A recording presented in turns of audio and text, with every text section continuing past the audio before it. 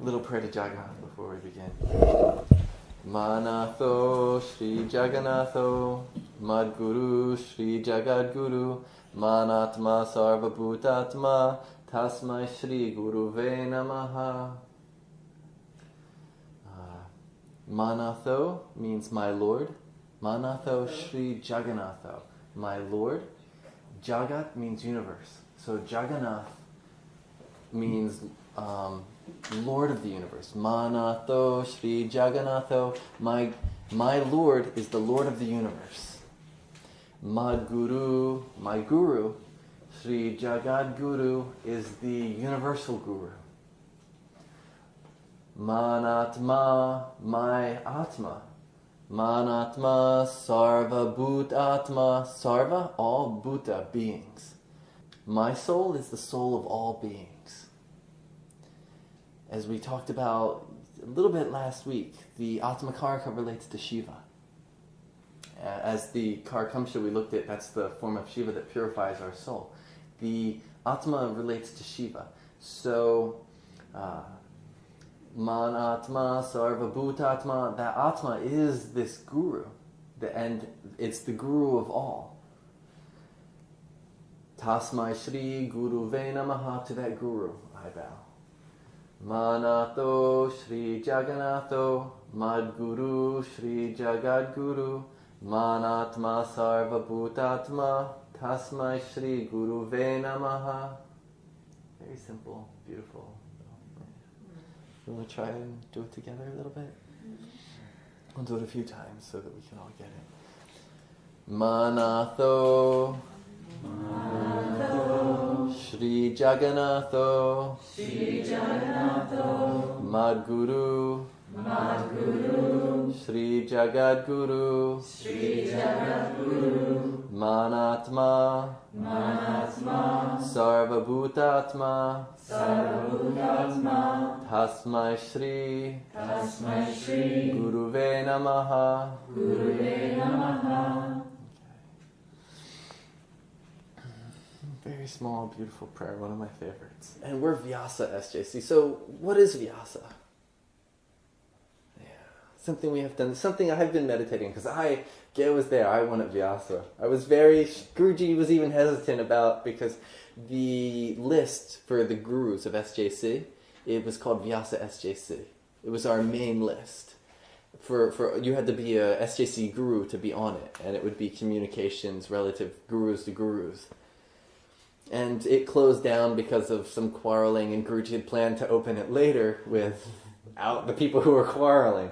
So he didn't really want to give Vyasa to us because, he had Vyasa for other purposes. But I was insistent. V worked for my Jupiter. He wanted my Jupiter to be activated, and so I wanted Vyasa. So who is Vyasa? Because that's part of our mission here. And as we become Gurukul, it's all of our mission. Yeah, what do you mean by Gurukul? Gurukul, family of the Guru. Family of the teachings. What is the Guru? I have if you haven't read my article on Guru on my website, please check it out. And those are the teachings of Sanjay. It's the elaboration of what I say about Guru. It's under the yoga section on my website. And I just talk about the different levels of Guru, from the lowest level of your mother teaching you how to tie your shoes to the level of Jagat Guru, the Guru of the universe, who is everywhere and everything teaching. So Gurukul it's the family based on the teachings. So Vyasa came at a time, the rishis who wrote the Vedas, or who heard the Vedas, they were at a time where the yugas were very long and they lived for thousands of years, and sattva pervaded and knowledge pervaded and understanding was very high. Imagine if you could live 1,000 years. You could spend 100 years studying music, 100 years doing astronomy. Then you could, 100 years doing yoga and meditation. Then you start doing some Jyotish. You have 100 years just to understand the houses before you even move on to... The level of understanding was great because these rishis at their time. And as the yugas began to change, it got shorter and shorter, and the different generations are coming through, and the lifespans are getting smaller and smaller. And so Parashara was the grandson of Vashishta, who was one of the Vedic rishis. And Parashara, his main thing was teaching, that we know him for, is teaching Jyotish, but he taught Vedas in general. All the Vedas. And at the time, there was it was the time of Parashurama that Parashara was alive.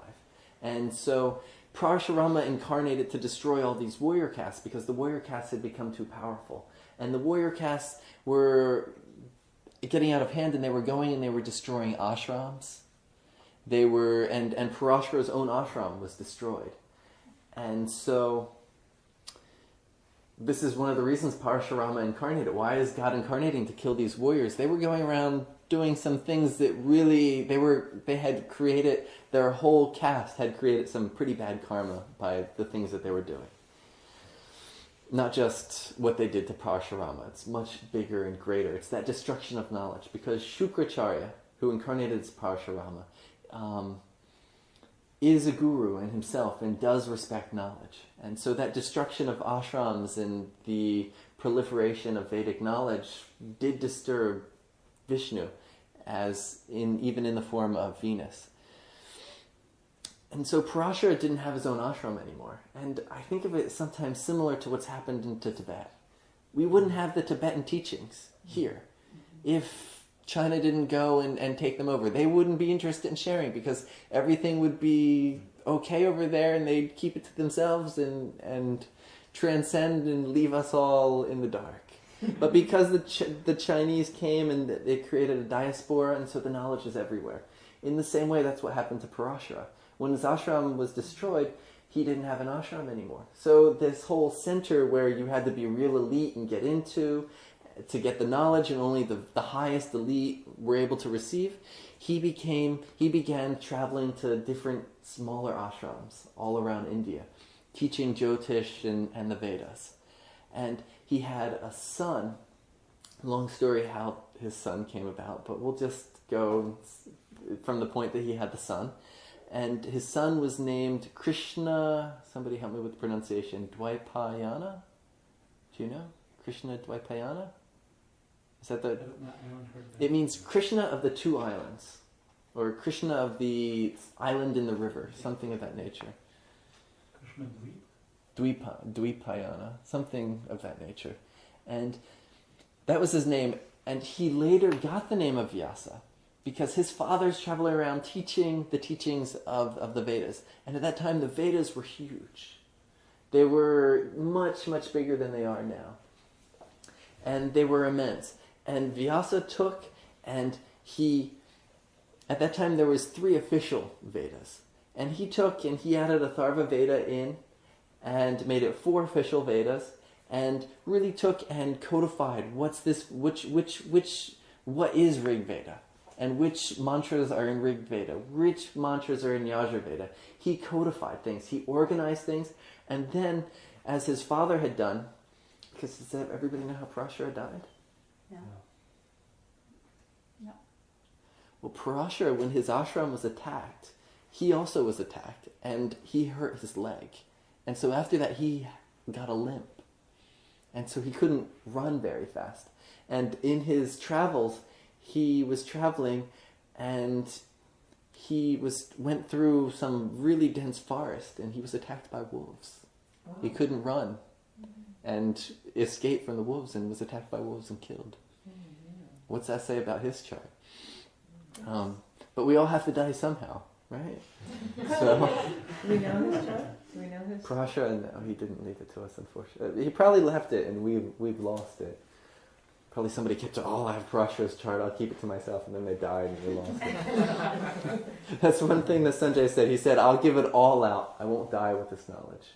Too many great masters in India have died, and so much knowledge has been lost because of being the selfishness of wanting to keep the knowledge and things of that nature. So he gives it. That's why we give it, and we give it freely, because it has to be given.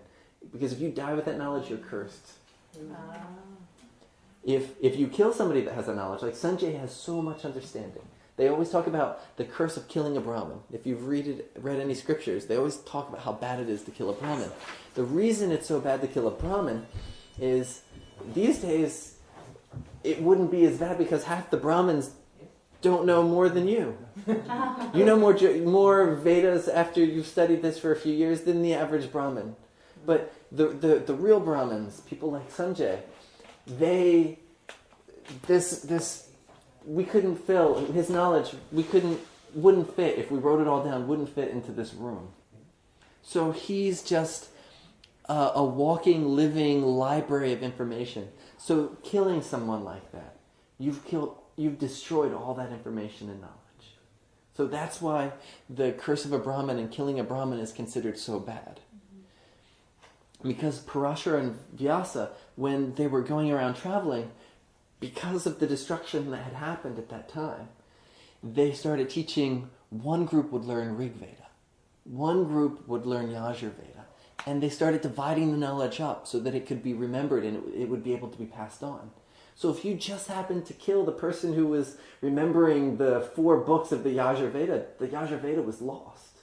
You didn't just destroy a person, you destroyed a whole information that was thousands of years old. So but it goes either way. If you die and you take that and you kill that information by not passing it on, you've killed the information as well. Okay, back to topic. So Parashara had traveled all around, and when he passed away, then Vyasa continued as his father had.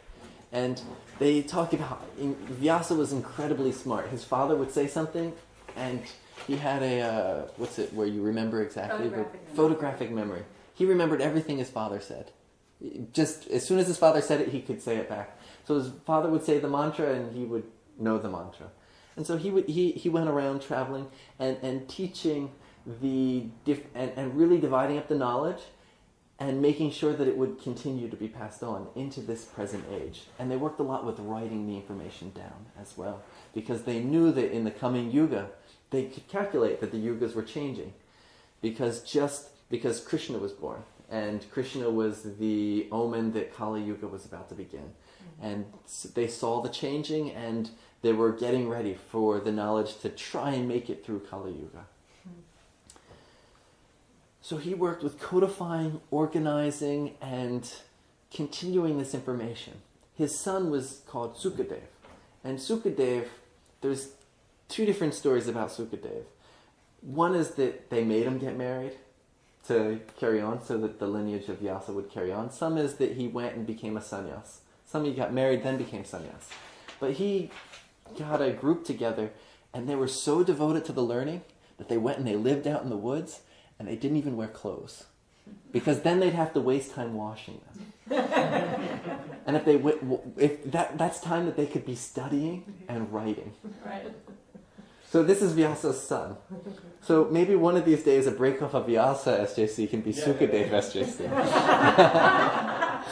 But right now we're Vyasa had a wife, and his wife was the 4th Veda is called the Atharva Veda, and he married the daughter of the master of the Atharva Veda, and brought the Atharva Veda brought into the 4 Vedas. Before him, there was a controversy. There was the 3 Vedas, and then there was this additional Veda that Vagish just said, no way is this part of the 3 Vedas, the tree Vedas. And Vyasa, and it created a conflict between these 2 groups of Vedic scholars, which made both of them weaker, which allowed the warrior caste to become strong and destroy them, which is basically, again, what happened to Tibet. Different views, they had different sects, which created weakness and dissent within them and led to the fall. So we got to have unity. And Vyasa brought back the Vedas so that the 4 Vedas, and they're all agreeing. So Vyasa literally means he who organizes and codifies and arranges properly. And I picked Vyasa intentionally. Very intentionally. Yes. So Vyasa and Jaimini are brothers? No, Jaimini wasn't a son of Parashara. Oh. Jaimini was a student. Oh, I got you. So Jaimini and Vyasa probably are about the same age. I think Jaimini was a little bit older than Vyasa. Why Jaimini only used in some part of South India and not the north and other parts? What do you mean only used? Jaimini is used in Andhra Pradesh and The Upadesha Sutras? Upadesha Sutra is followed, what I mean used, is followed by that period extensively. Only people look at this Gemini way in that area. And if you go to North, people are not aware of Gemini. Yeah, I've wondered a bit about that myself. I'm not particularly sure why, whether it was the knowledge itself or the Muslim invasions that could have destroyed some of the knowledge, and a lot of times you converted or were killed, and half the people were killed, half converted, and so a lot of information was lost in the north because of that. Yeah.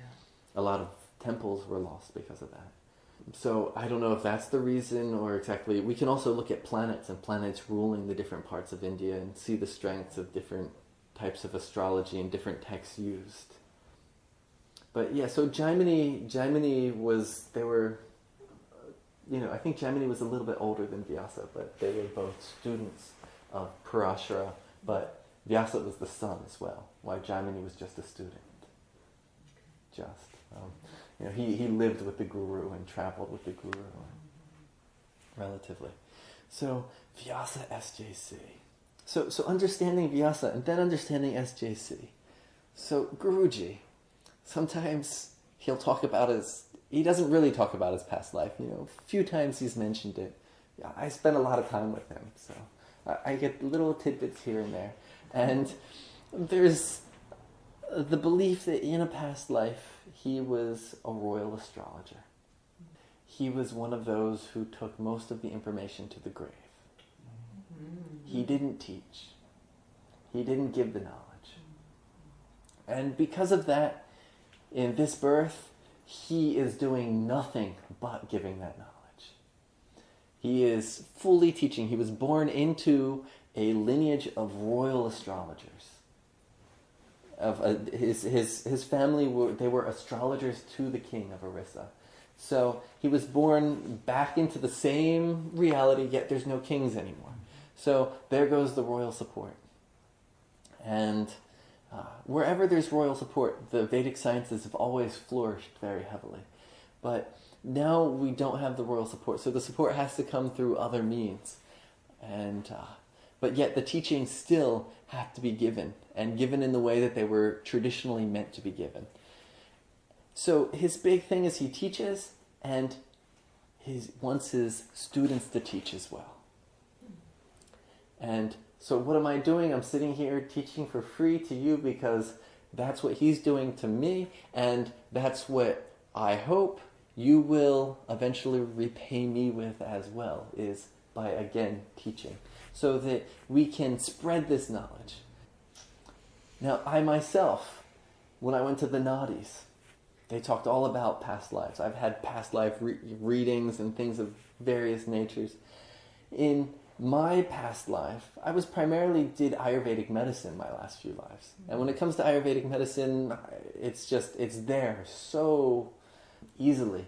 Even the Nadi reader said, you study Ayurvedic medicine now because of your past lives, being an Ayurvedic doctor. They knew that I was in India at that time studying Ayurvedic medicine, working in a clinic. And my most recent last life, I worked a lot with this is my birthday lecture. I worked a lot with bridging the gap between East and West, taking this very Eastern knowledge and making it understandable to the Western mind. And if you know anything about the late 1800s, early 1900s writings, they did the best they could, but they didn't do it that well because it was so new. And they were coming from such a different mental framework. They did the best they could. They talked about chakras, and people were blown away that you're talking about something inside of you that's energy.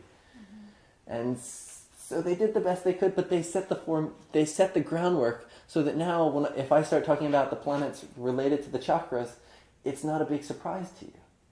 So, in the past, I had to do the beginning work, and now in this life, my goal is a little bit more relative to not making it bridging a gap, but making it so there's no gap.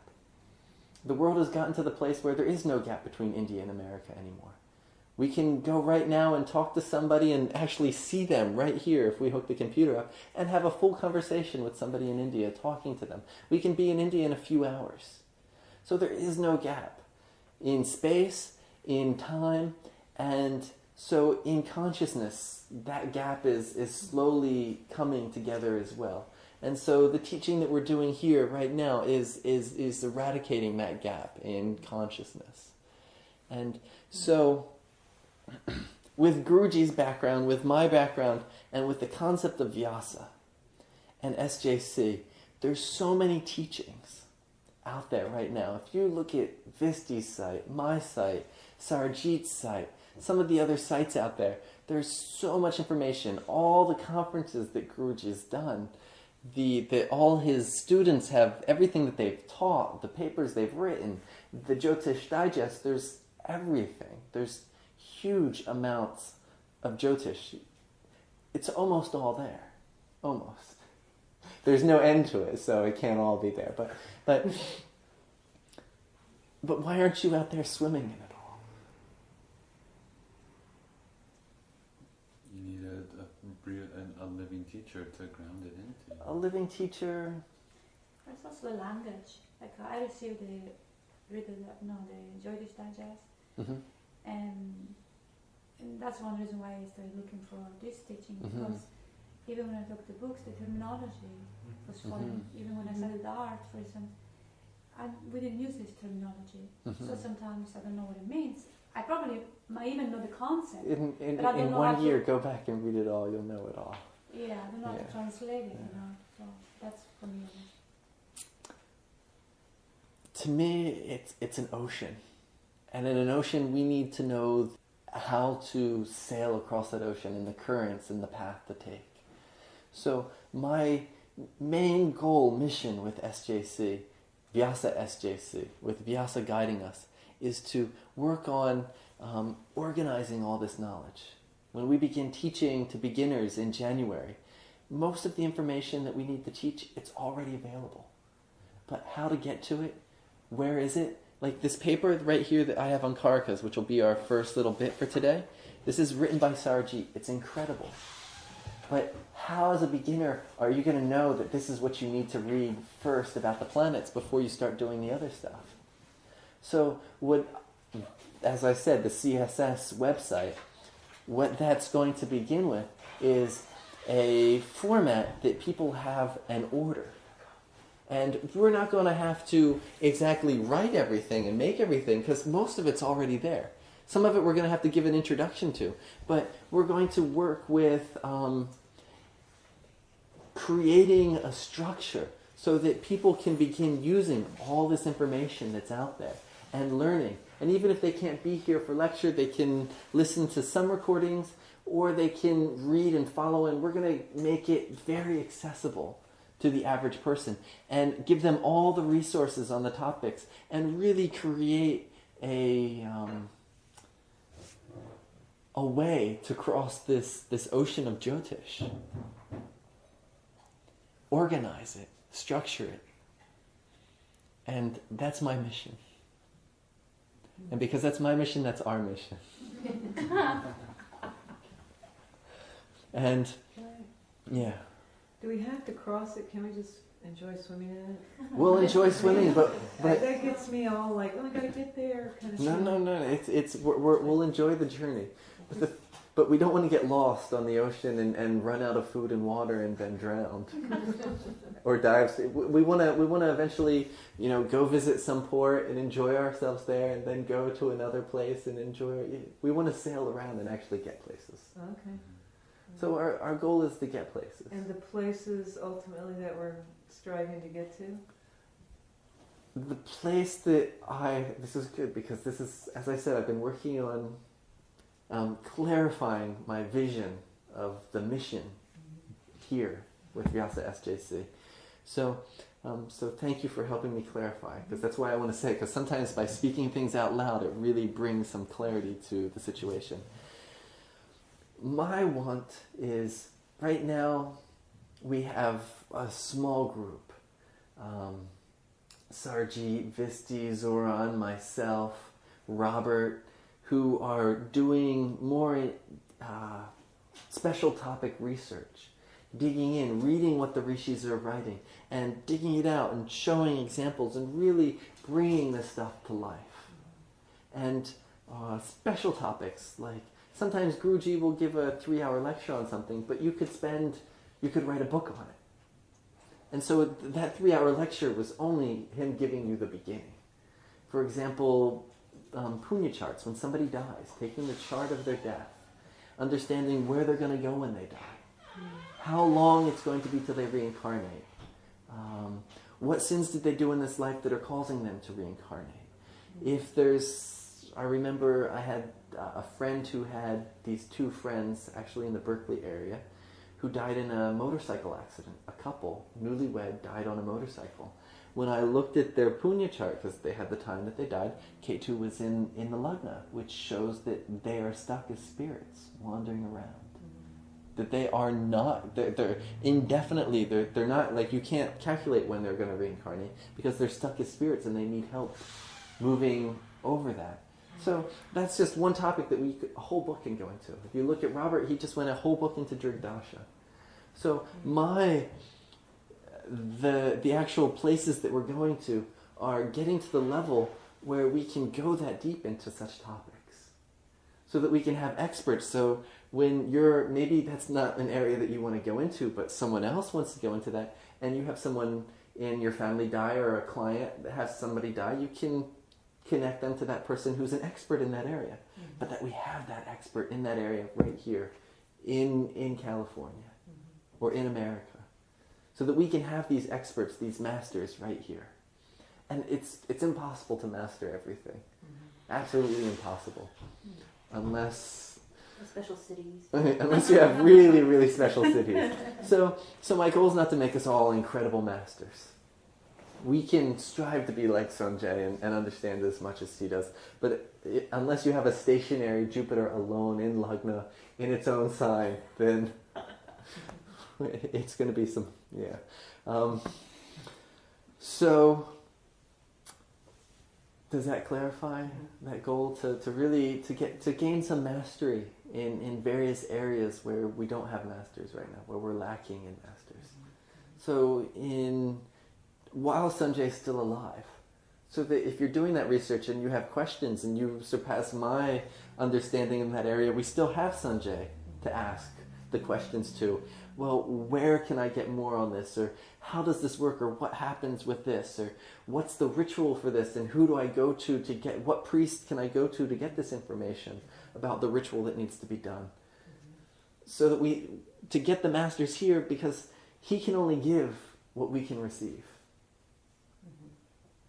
And so we got to get to the level where we can become fit vessels for understanding this knowledge.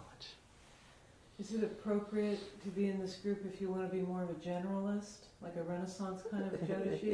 It's possible. Okay. I'm still going to make you teach some basic subjects, though. Right. And do some basic research, because even as a Renaissance astrologer,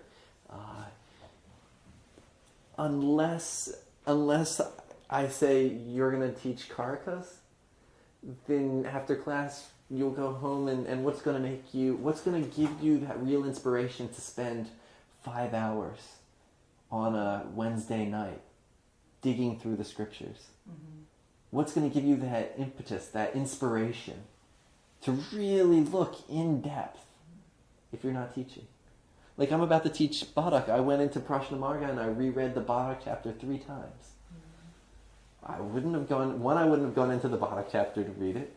And if I did, because I always read something in the morning, I wouldn't have read it 3 times. But I read it 3 times and I took a few notes to make sure I understood, to review the concepts. So the intention of teaching is to make you dig a little bit deeper and then say it out loud so that you fully understand the concept. Okay.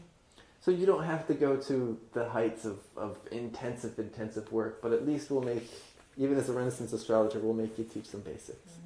Okay? Is that okay? The other day I was waiting for a ride to pick me up on the way to work, and this a crazy gentleman came over, K2. And first, I was reading Prashnamarga, actually. I was reading a different chapter. And he says, "Oh, what you reading?" "I'm a writer." "Hold this." And he gave me his umbrella to hold. And umbrella relates to Vamana avatar, Jupiter. And he pulled out a pen and he started writing some just, craziness. And I kind of ignored him a little bit. And then he said, "You don't understand." And I looked at him and he said, "You see all these cars?" And it's this huge parking lot. And he said, "Before these were cars, they were thoughts in someone's head." Everything comes from a thought first. And then my ride came to pick me up.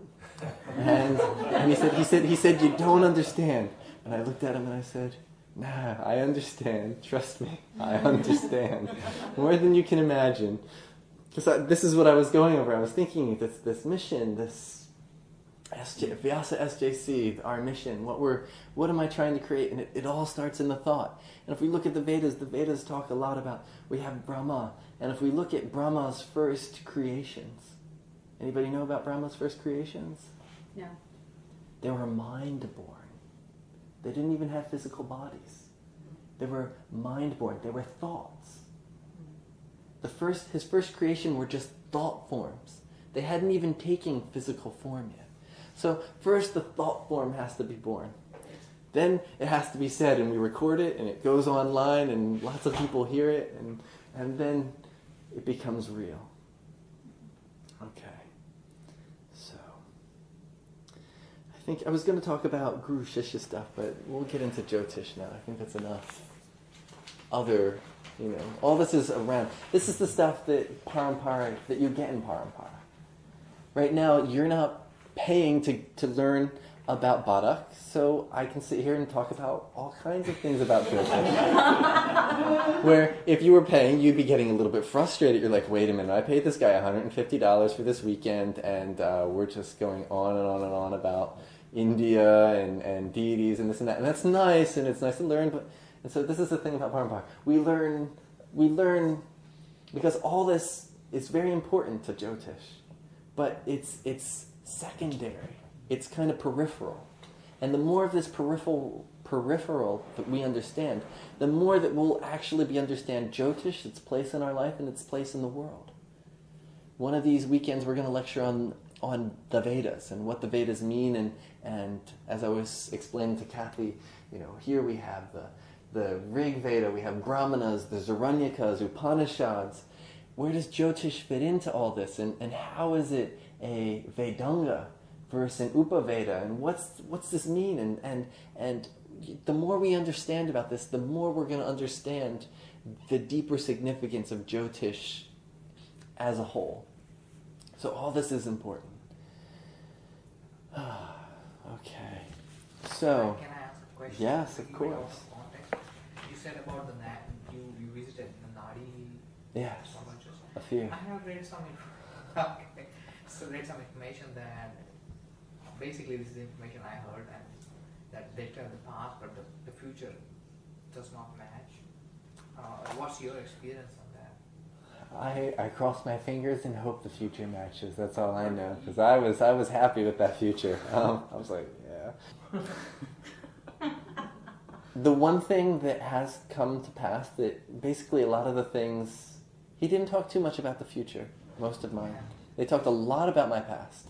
Because I have not met any There's always, with Jyotish in general, there's a general understanding that you can only be 80% accurate anyway.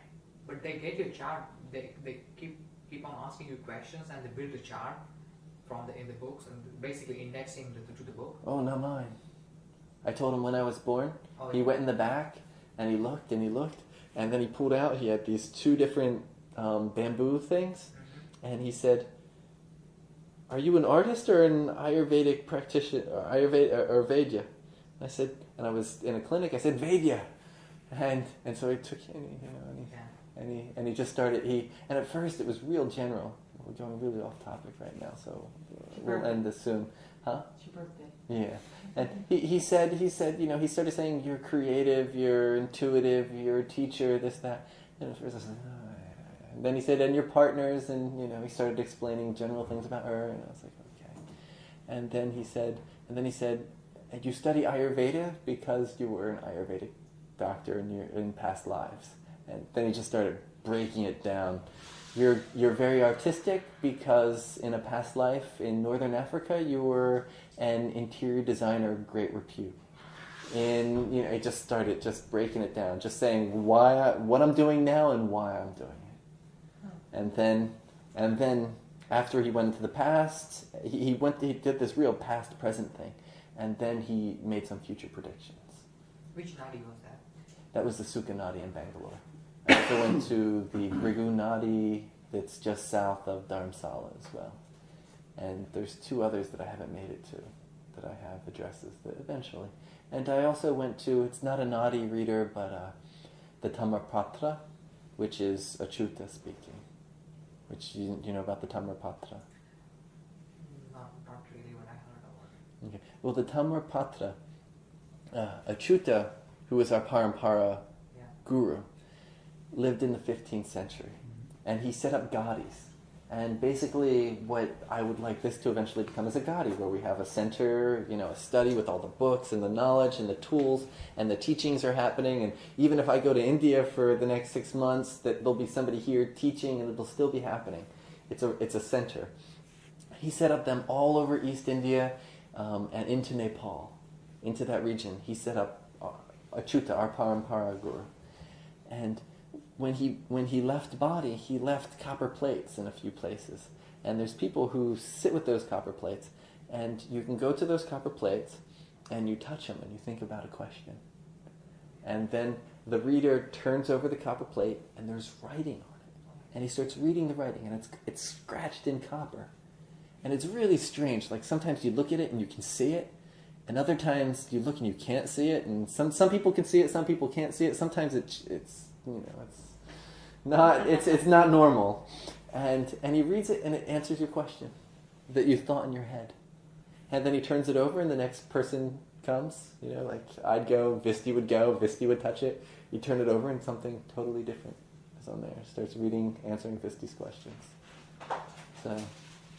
So that's how our guru still talks to us now. And Visti and I both have mantras from Achyuta. Yeah. So that's a Parampara guru, huh? Still go to him for advice.